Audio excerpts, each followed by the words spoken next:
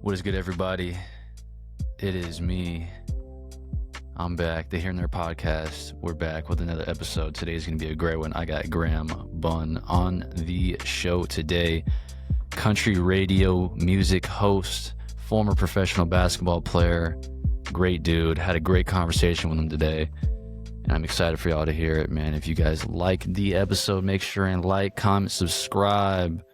Follow my YouTube, follow my Instagram, TikTok, listen on Spotify, listen on Apple Podcasts, do all of that. And also, I don't know if you can see, but we got the home studio finally set up too as well. So good vibes coming only from the channel. More good content on the way. Hope you guys enjoy the episode, and I will catch y'all. How you doing, boss? Looks like doing good, man. How you doing? Man, I'm good, man. Just plugging away, man, every day. You know grinding, just on the grind. Yeah, man. So listen, I want to get you on here, man, because I know you're pretty big in the music industry, and you got a lot of connections, and you've got a lot of stories and stuff like that. And I think that it would be really beneficial for you to be, someone who could speak out and get, kind of a bunch of information and just kind of tell your story, man, about who you are, not just in music but basketball too. We're kind of like the same person in a way, right? We both played professionally in a way, and then we kind of like moved past that to a different path. So just tell me about kind of like who you are, man, and what you stand for, what you grew up kind of believe. Like, just tell me, man, about your experiences, basketball, music, everything.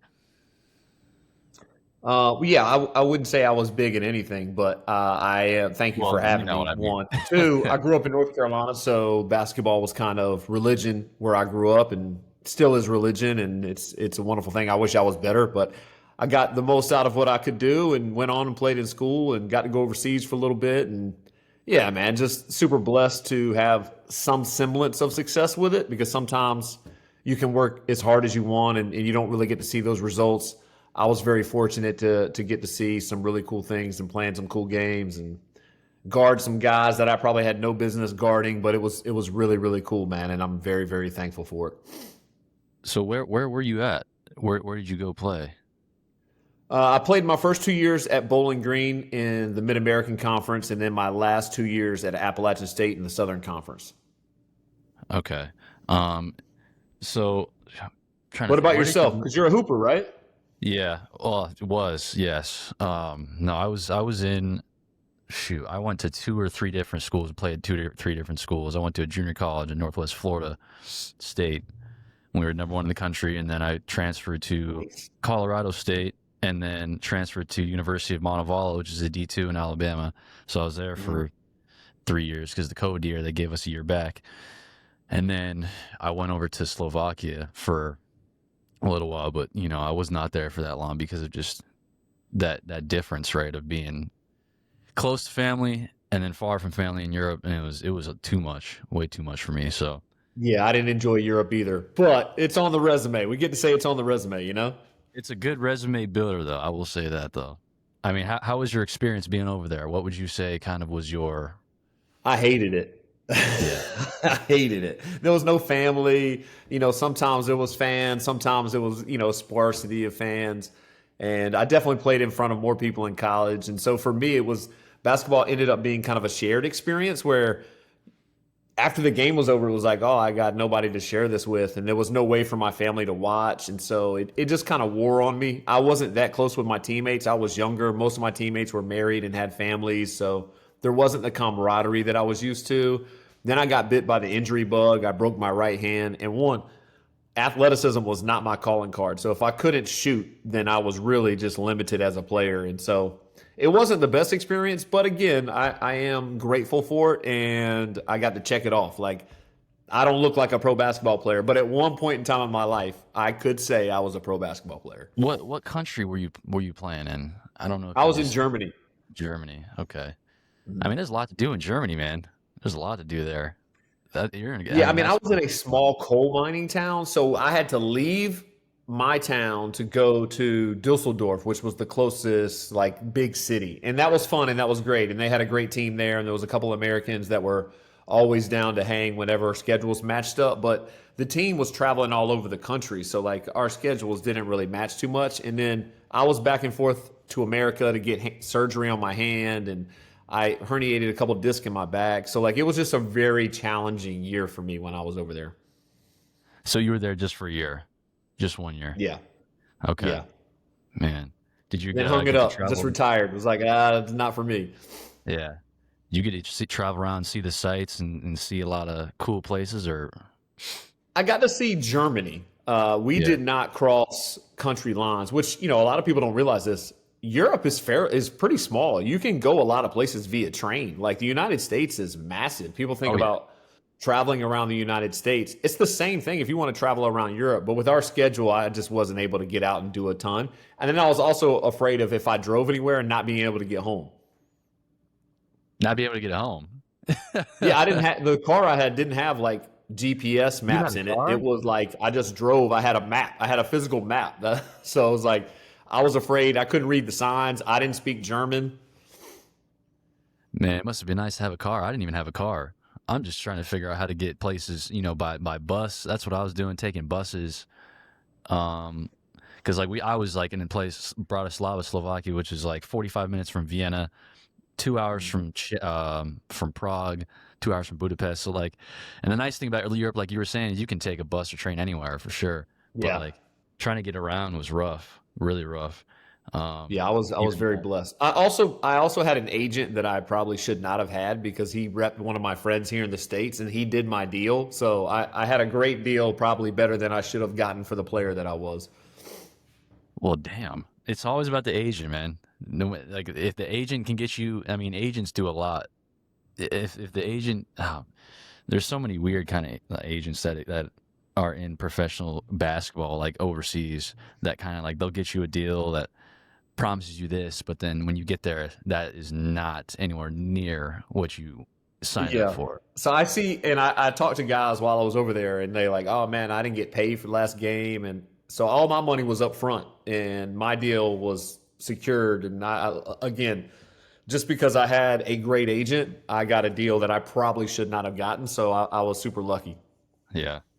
I mean, I had problems with checks coming in like days later than when I was, the contract said the Yeah. check was supposed to come in.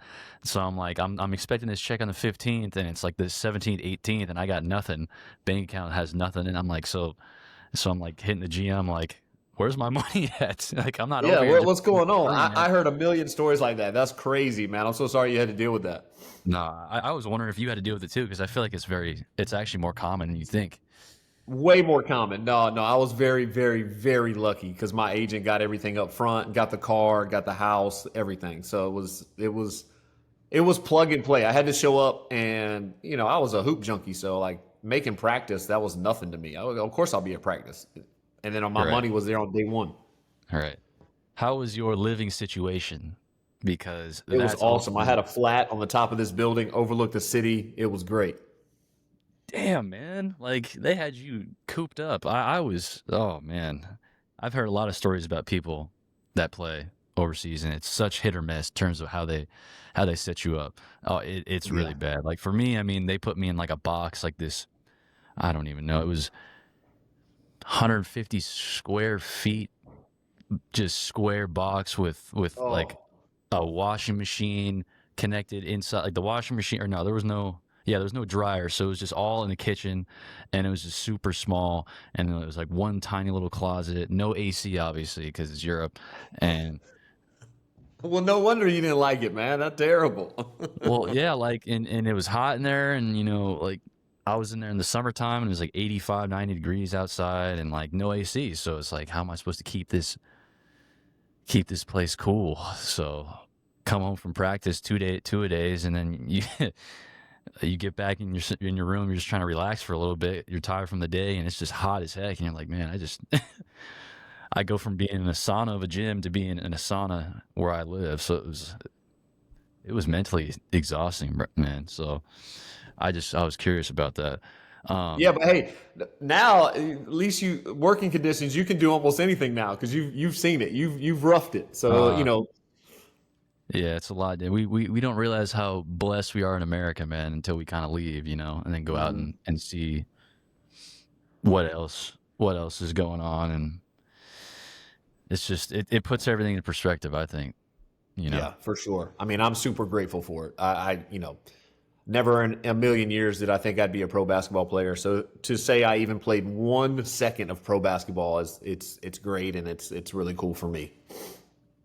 So what so transitioning now, what kind of motivated you to get to, where you are now? You know what I mean? What sparked that change, that Well, I transition? think I don't know. I won't speak for you. You could weigh in. I'd love to hear your perspective on this. After hoop, because that's all I did my entire life. I had no idea what was going to be next for me. For some reason, not for some reason, but the only opportunities I had after leaving Germany were coaching positions, and that just did not interest me because I had given my entire life to basketball. I skipped Yeah. school dances. I didn't really hang out in high school. All I did was practice, get up before school, after school.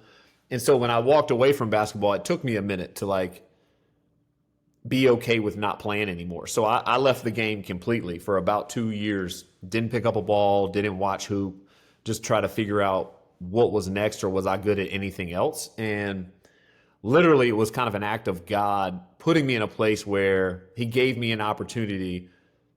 I looked at it and said, okay, I'm going to try this because I was mowing lawns and doing odd jobs and didn't really have a future in front of me, and was given that opportunity to hop into country radio. And so I took the job not knowing anything about country radio and figuring out that, yeah, it was something I enjoyed and something I liked. And yeah, kind of like, I got nothing else to do, so let's figure this out. So what were you doing at first? Kind of like how long have you been in country radio now, and where did you kind of start, and where, that Well, I got into transition? country music and country radio. I've been in the streaming world and now just joined iHeart. So I'm back in the country radio world over the last decade. So about 10 years. But before that, I was bartending, landscaping, odd jobs, just kind of doing whatever to get through. And I was living in New York City for a while, started dating an actress. Her show moved to LA. So we moved to LA and then, kind of fell into country radio where I was running a clothing company with one of my buddies and giving speeches in places about social entrepreneurship. And the local station in Los Angeles was privately owned. And either they heard that speech or someone reached out to them, was like, hey, I heard this guy with a country accent. He's a good speaker or something. You'd have to ask the owner of the station, who I don't speak to anymore. But Okay. they gave me an interview and then they gave me a 6-month deal and I turned it into 6 years. So you did pretty well with that 6 months then. I did That all six right. months I did all right. I changed your think, life. any job that you do, if you apply yourself and like, just like basketball, like you can teach someone how to shoot, you can teach somebody how to implement scheme, but if they show up early, they work hard, they're easy, they're coachable, all of these things that I learned in sports, I just applied to radio. Like I didn't know anything about radio. I'd never done a day of radio in my life, but I got there Right. early. I left late. I was always respectable. I was easy to work with. So I think that I sounded like I was country. I checked enough boxes that they were willing to work with me to say, hey, look, we'll give this guy a shot. And so it ended up working out that way. So who have you all worked with, man? Like how have you kind of, because I've seen that you've gotten some really good opportunities to really collaborate, with some awesome artists and people, man. How has that been, and how's that been experience been for you? Yeah, it's been great. I, luckily fell into a lot of relationships because I had connections to people outside of the country music industry. Like one of the guys that I palled around with early on in my career was Eric Church because he went to Appalachian State, and then Yeah. Luke Okay. Yeah. Combs Yeah. because he went to Appalachian State. And so it wasn't even a music thing. It was like we knew the same people. We had friends that overlapped. They knew I played sports at App State, so they wanted to support. They were big Tar Heel fans. I'm a big Tar Heel fan. So we had a mutual interest. And then once you become friends with someone and kind of like establish that you're a normal guy and you're happy for their success and you want to build your own success without them or without using or needing anything from anyone, I think it kind of gets out and people just treat you as is. Like, oh, yeah, yeah, Graham, he's friends with so and so, good guy. And then you just kind of build those relationships. Kind of like in hoop, man. I compare everything to basketball. Like you start playing, And whether Yep. you play Division 2, NAI, whatever, if you're a good player and you're playing around the circuit in the summers and going places, the word gets out. Like, oh yeah, he's good. Let him play. Have him come over. Stuff like Hmm. that. That's true. Yeah, for sure. 100%. I like how you always compare everything to basketball because that's exactly how I am, man. Like everything going forward, it's like, because that's what I knew best and what I knew most growing up. So everything else after that Yeah. kind of compared to my own basketball journey in a way. So that's I definitely would true. always lean on that. It's really done me well, and again, it's crazy how transferable the things that you learn playing in team sports are Yeah. when you start working for any kind of corporation. Hmm. Well, it's so crazy, man. Like I just always heard that country radio is super hard. It's a really hard space to break into. You know what I mean? So I'm just, you I gotta would do it. not be the person to talk to then because they just ushered me in. Well, I just that's what I've heard. So it's like, man, somebody talking to somebody who's gotten through that, battled over that, that wall and made it through is something that, it's got to be the message has got to be spread, man. To like figure out, if this is what you want to do, kind of like, because I talk a lot on this podcast about like motivational stuff and inspirational content too. Mhm. So like, I want people to see this and watch this and listen and be like, feel inspired Well, to not to chase give their own away the dream. keys, but if anybody is looking to get into country radio, I'd say the first thing to do is start your own channel. Like start a YouTube channel, play music, talk about the music, reach out to people via Instagram. Hey, I'd love to talk to you. You're gonna get 99 no's, but the one yes, and then you do a cool interview. Someone will take notice of that, and it's only radio's only trending younger. They want younger, cooler people that are vibing with what's going on in the culture. And so I'm probably telling on myself. I'll probably be replaced in a month for giving you the secret to that. But that's true, man. Like you want to get into it, just start your own station. Is that what you did, or you said YouTube? Kind of like get into that. I mean, how did you? Is that something that you did? Are you speaking from personal experience on that behalf, or? I mean, I was in all these meetings with Amazon and Spotify and just hearing what they're looking for and being consulted on certain hires or certain,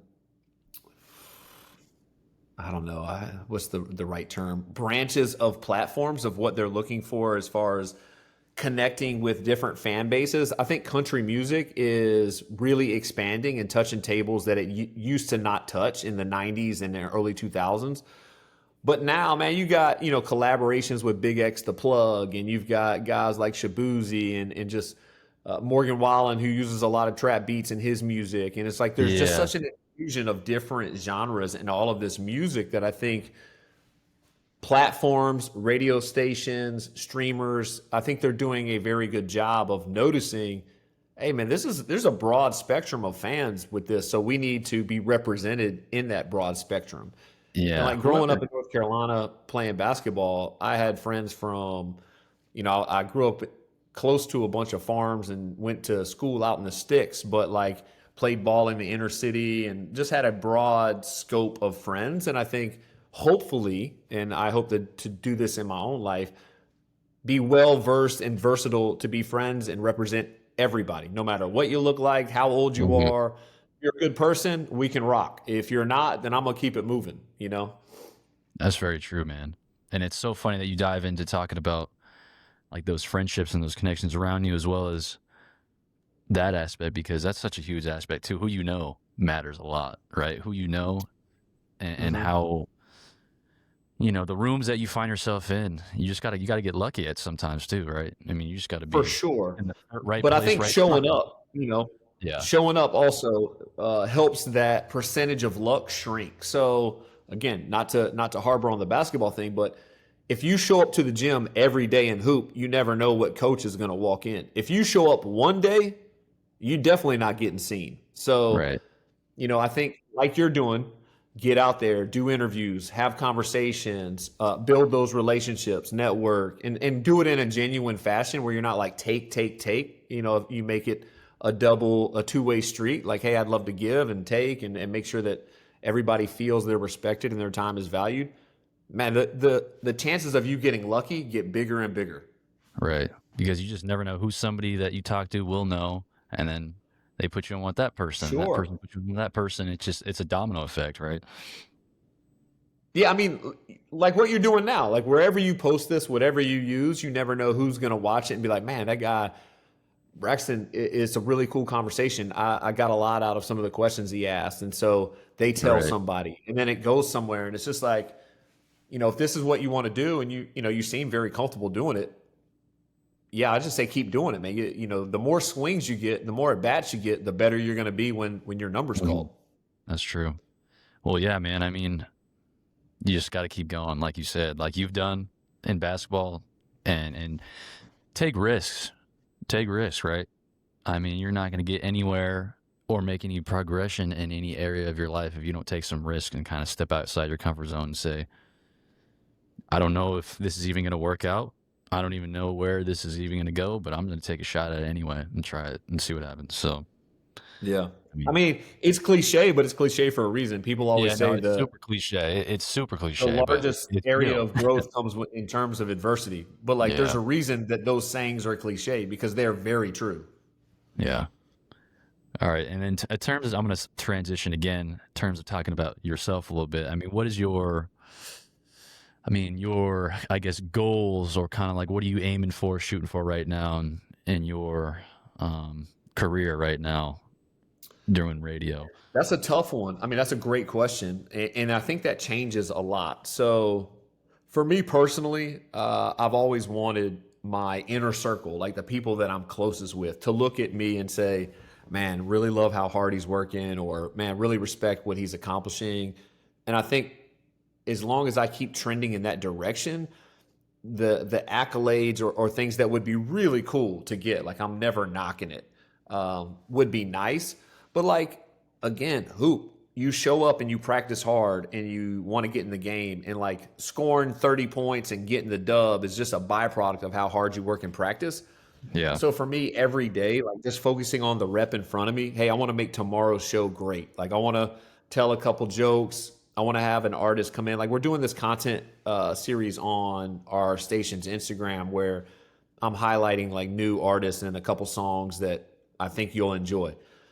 As cliche as it sounds, or as minute as it might be, I look forward to that every week because I'm like, oh, if I give good recommendations, maybe some people are going to really love those songs and they'll give the station a try. They'll tune in. And so I think all I focus on is the 50 feet in front of me. And then anything that comes from it is like, okay, cool. I'm doing something right because I'm stacking good days. And then I look back and like, oh, I got an award for the last year of my life or something like that, you know? right. So out of the artists you talked to, obviously you had on the show, man, like has there been any of them that kind of really just stuck out to you in terms of, maybe motivating you to kind of, giving you a new perspective on, I don't know, hard work or motivation, or like something that kind of like just sparked a bit of inspiration in you, if that makes sense? Yeah, of course. Yeah, great question. Yeah, this guy Kip Moore, who's kind of like a rock infused country artist, incredible writer. He and I have become close friends now. But when I was starting out, we had to do some remote. I forgot where we were, and he was doing interviews with every station on the planet. And there was a few artists there at the time. And then he came to my station or whatever, and I did my little 5 minute spiel with him. And afterwards, he was like, "Hey, what are you doing later?" And I was like, "Oh, I'm here because we were on location." He was like, "Me and the band are gonna grab a beer. We're gonna go watch some music. If you want to come with us, like let's hang." So okay, yeah, sure. And then that night, he gave me not advice, but he was just like, "Hey, man, I really appreciate how much research you did for that 3 minute interview." Right. And I was like, "Oh, what do you mean?" And he just said, "Oh, I could tell that you cared." And that meant a lot to me because sometimes when someone has 3 minutes, they just say, "Hey, how's your single?" Or, "Hey, man, how's the tour going?" And, he says, as an artist, when you give your time, it's only 3 minutes to them, but I got to do it 100 times. I'm here 3 hours. So getting an interesting question or having someone take real interest in what I'm doing with my life meant the world to me. So if that's something that you can maintain, I think in the long run you'll have success. And I just remember that conversation carrying a lot of weight with me of like, okay, truly care about the people that you spend time with. Do the Hmm. research of they got some music coming out, but man, look at the other stuff they're doing. Just don't make it the same because to them they're going to compare it to other conversations, and they want to know that you care enough about them to do the work. And so I think I've always carried that with me. So that definitely stands out. That conversation stood out to me. Yeah, that's awesome, man. That's really awesome. Like I knew that because there's always, some type of breaking point, or I guess kind of like some turning point where something happens and you immediately kind of pivot and say, oh yeah, like this is something that definitely can help me become better at what I want to do. So it's just always, you just never know when it's going to happen either too, which is awesome. Yeah. What about I mean, yourself, man? Like, again, I'm so grateful that you're having me on, but I'm interested. Like, what are the goals for you? Like, what do you want to do long term? yeah, I mean, geez, I would say like I just want to keep building this brand because I just dropped a hats and some shirts just for merch for this Let's podcast for my go. YouTube channel. So Yeah. that's been doing pretty well. But I just want to keep growing this, man. And I'm almost to 20,000 subs on YouTube now.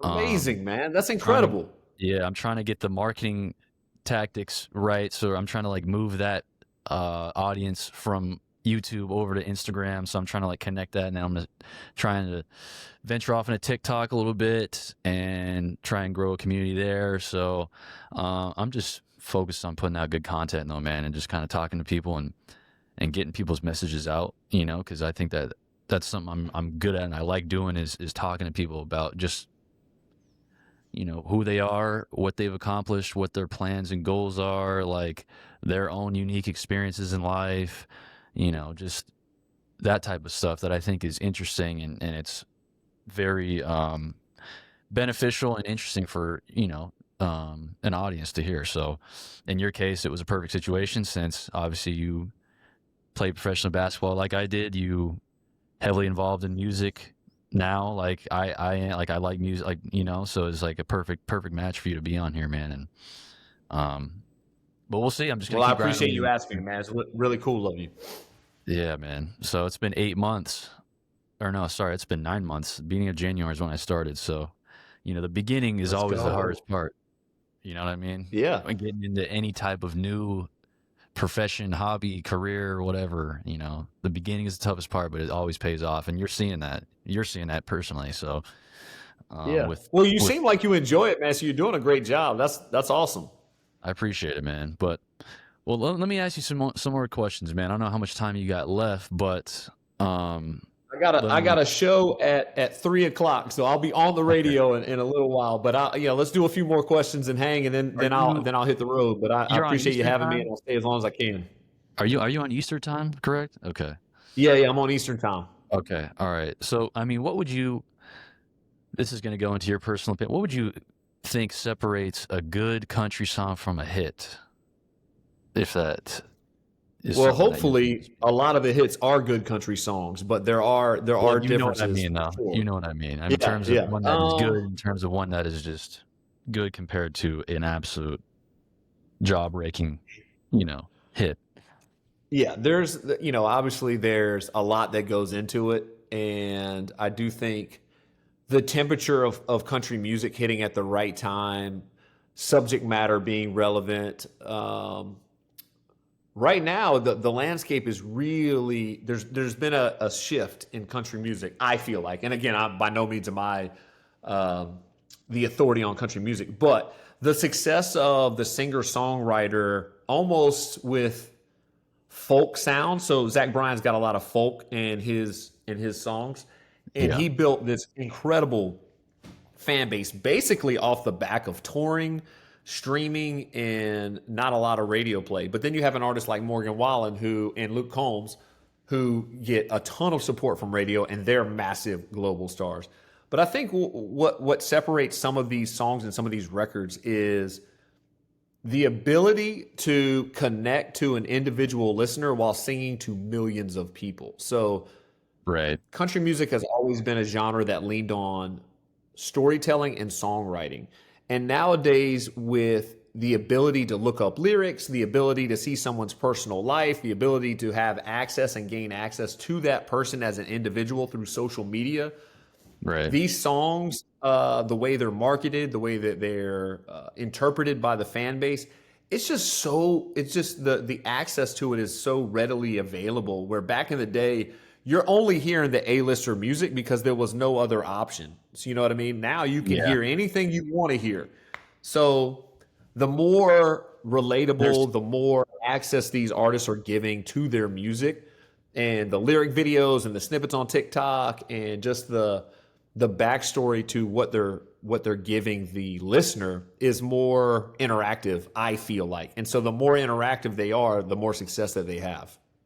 Do you have a I'm not going to say favorite, but like a guest artist that you've talked to, had on the show that, you know, kind of really was, I hate to say favorite because I'm not trying to, you know, Sure. have you Yeah. pick I favorites, mean, but Kip Moore was my favorite before we were friends because he one, he's a hooper. So like we would talk trash to one another about basketball. That was I great. didn't know that. Okay, wow.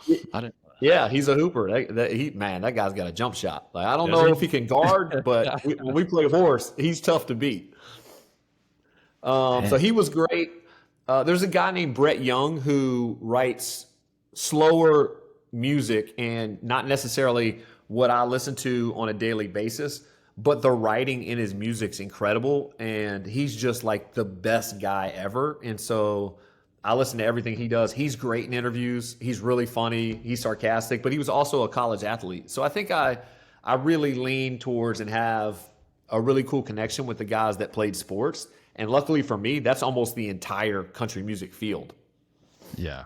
Oh, goodness gracious, man. Because I know you've talked to a lot of people, man, and you've heard a lot of stories. I know, obviously. So it's just interesting to see and hear kind of what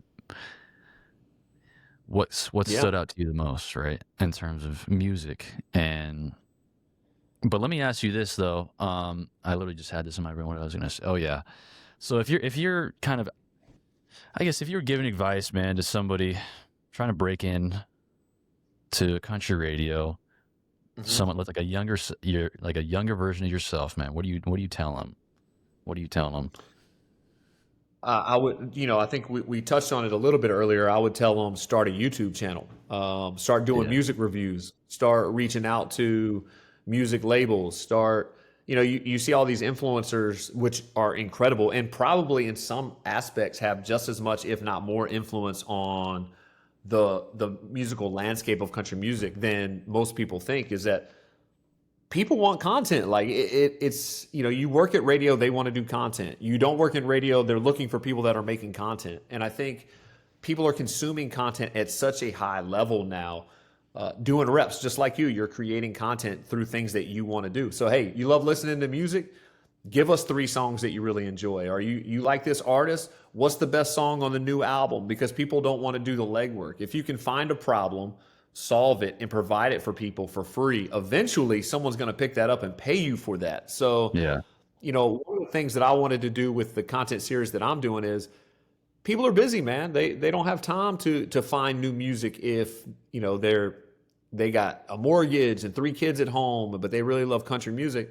All right, cool, man. I'm gonna do that legwork for you. Every Monday, we're gonna give you 3 songs you can check out. Hopefully, you like them. Maybe you find an artist that you love, and you get to put it on while you're working in the yard or something. Who knows? But I think just repetition and trying Yeah. to add value to people's lives in some way, shape, or form. If you're adding value to somebody's life, they're gonna want to. They're gonna want to either work with you or be around you.